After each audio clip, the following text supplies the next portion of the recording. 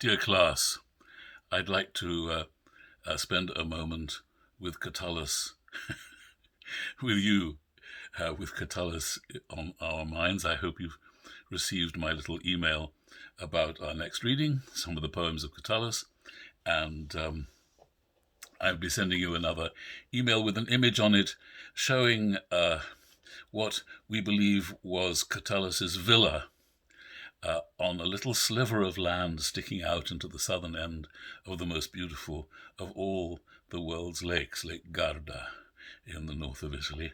And we believe that was what you can see there. The ruins are his villa on this extraordinary little promontory that he loved so, this place, and wrote a poem of which here's a pleasant translation. Sirmio is the name of the place. Sweet Sirmio, thou, the very eye of all peninsulas and isles, that in our lakes of silver lie, or sleep enwreathed by Neptune's smiles, how gladly back to thee I fly. This is Catullus speaking. Still doubting, asking, can it be that I have left Bithynia's sky? One of the few things we know about Catullus' life for sure is that he served under Governor Memmius in what is now Turkey, on the Hellespont, where the Mediterranean flows into the Black Sea, where Bithynia, the country of Bithynia, was, in charge of which Memmius was, and it was quite common for well-to-do young men about town in Rome to go and serve on a governor's retinue in his entourage and make some money out of the poor yokels in the distant parts of the empire. Catullus notoriously failed to make any money, but other people did, and that was the idea behind it. And so off he went to Bithynia, which he's terribly glad to have come back from. Bithynia, which, by the way, is right there on the Hellespont. That's where people have swum and lost their lives trying to swim from Turkey, from Asia Minor, back to Europe, to Greece. And it comes up in Othello. And how interesting it is to me that Shakespeare researched his plays quite seriously. Here he is writing a play about somebody he's imagined as a Mediterranean warrior, sea-born, fighting Venice's foes in those days, primarily the Turks. So he looks it up, he checks out the geography, what's going to be in Othello's mind and in his memories. And he has Othello say, like to the Pontic Sea, whose icy current and compulsive course ne'er feels retiring ebb, but keeps due on to the Propontic and the Hellespont. Even so, my bloody thoughts with violent pace shall ne'er look back. So, what is Othello going to compare his violent thoughts to? Well, it's the Propontic Sea that flows past where poor Catullus was stuck in the retinue of Memmius, unable to make any money, longing to go home, which eventually he does. And then he writes about his homecoming, this wonderful poem. Can it be that I have left Bithynia's sky and gaze in safety upon thee? Oh, what is happier than to find our hearts at ease, our perils past, when anxious long the lightened mind lays down its load of care at last. When tired with toil or land and deep, he actually took a boat back. He commissioned a little boat, which we think he was able to steer up the river Po and get fairly close to Lake Garda. There's a lot of scholarly talk about whether he could really have done this journey or land and deep, or maybe he just took a horse when he got to the mouth of the Po. Again we tread the welcome floor of our own home and sink to sleep on the long-wished-for bed once more. This it is that pays alone the ills of all life's former track. Shine out, my beautiful, my own sweet Sirmio, which is the name of the little promontory there where he had his villa.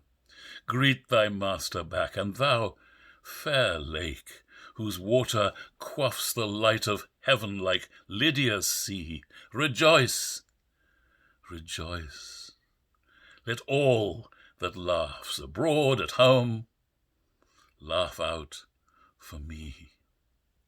So I'm hoping that the reason I think that he took that job with Memmius, which took him to Asia Minor, to what is now Turkey, is that his brother had died in what's called the Troad, in Troas, where indeed the ruins of Troy lie. And it's on the way, if you're going eastwards, you go through the Troad to get to Bithynia. And so Catullus was able to lighten his heart by visiting his brother's tomb in the Troad. We don't know what the brother died of, but it was a great relief for poor Catullus to be able to bring gifts to his brother's tomb, and he wrote an enchanting poem, of which you'll see in my quiz. I have asked you to research to find the poem celebrating his brother and celebrating his visit to his brother's tomb. And I've asked you to bring me a gift. The last 3 words of the poem, the 3 perhaps most famous words in all of Latin.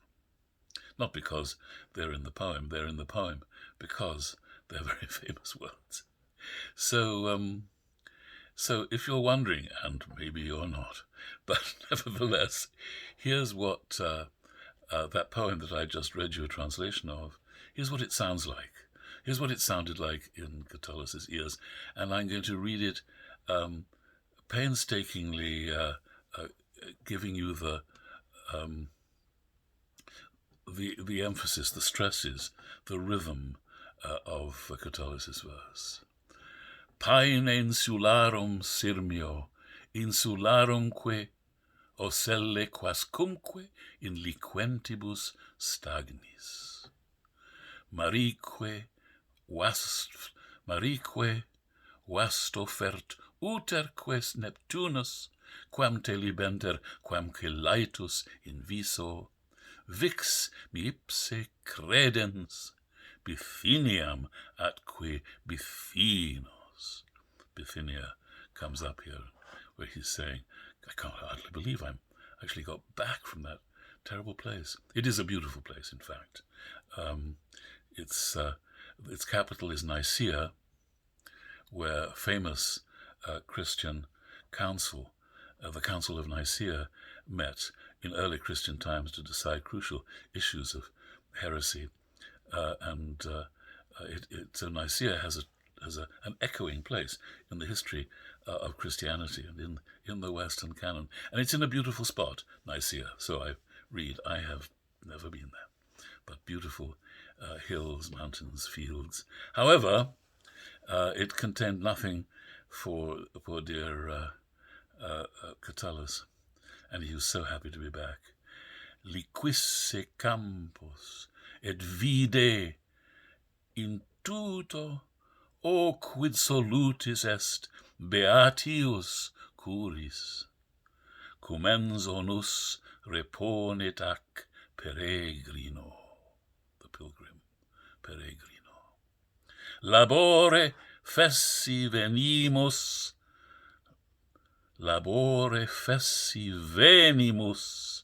larem ad nostrum desideratoque, acquiescimus lecto.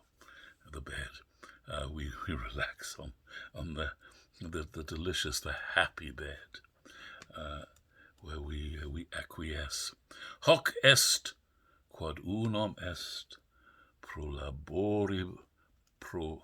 laboribus tantis. The tantis is stretched out in what do we call it? A figure that the Romans called eclipsis. Same thing to pronounce. Eclipsis, a squeezing out or stretching out. So it goes very slowly. And I'm having tremendous difficulty with my I can't get it to stop jumping downwards an entire page. It just won't. Salve o Venusta, but I'm not going to get any further, and you've got at least as far as you could possibly wish to go, because I cannot get it to show me the bottom of the poem. But you've heard quite enough Latin for one day. So here I will read to you a translation by the great Thomas Hardy, wonderful British novelist, who had his own Sirmio, with which I am familiar, as I'm familiar with Lake Garda, but I'm not familiar with Bithynia. But Thomas Hardy's Sirmio, his heart's delight, his beloved home, was in the southwest of England, on a beautiful stretch of sandy coast in a county we call Dorset. And I visited it often. And he writes about it in a novel called The Return of the Native. And here he translates this poem. Sirmio, thou dearest dear of strands that Neptune strokes in lake and sea, with what high joy from stranger lands doth thy old friend set foot on thee? Yea, barely seems it true to me that no Bithynia holds me now, but calmly and assuringly around me stretchest homely thou. Is there a scene more sweet than when our clinging cares are undercast and worn by alien moils and men the long untrodden sill repast? We press the pined-for couch at last, the lecto I just read you about, and find a full repayment there. Then hail, sweet Sirmio, thou that wast and art mine own unrivaled fair. And it is unrivaled. If you get a chance to travel in Europe, go to Italy, that most beautiful of all European countries. Visit Lake Garda. Think of Catullus when you go down to the southern end and make the little journey along the promontory there to the ruins of what we take to have been Catullus's villa. You can think there, if you would, of Catullus's poem, rejoicing in his return home from Turkey, from Asia Minor, as we later called it, and maybe still call it for all I know. So we would not read Catullus if he had only left us this beautiful poem, or the beautiful poem about his brother's death and his visit to his brother's tomb. It's because he wrote all those poems about kisses, not very many, but enough. It's because he wrote poems about kisses that he's long remembered. Also some very dirty-minded poems of abuse, abuse of friends and enemy, and not sexual abuse, but they're abusive poems, which appalled the 19th century when Catullus was being rediscovered by scholars. Still, you could read those too. They're pretty scurrilous. But the reason I've asked you to read the Kisses poems is because that's why Catullus has survived. That's why it's possible for a traveller like myself, my youngest daughter made the same trip, to go to Lake Garda for the beauty of Garda itself, but also to think about Catullus, to think about a man 2,000 years ago who lived and wrote and is still in our minds and speaks to us as the archetype of the lover, someone that we all, or most of us at least, aspire to be, have been, will be, I hope. And this is the figure that Catullus represents for us. So take a look at those, and I will send you my quiz shortly. This is just to announce that I'm back on your screens if you are from time to time watching my little videos. Thank you, and be safe, and keep safe in your own Sirmio, on your own delectable bed. Don't go to Asia Minor anytime soon, even in the court of a distinguished a governor. Take care, my loves. Bye-bye now.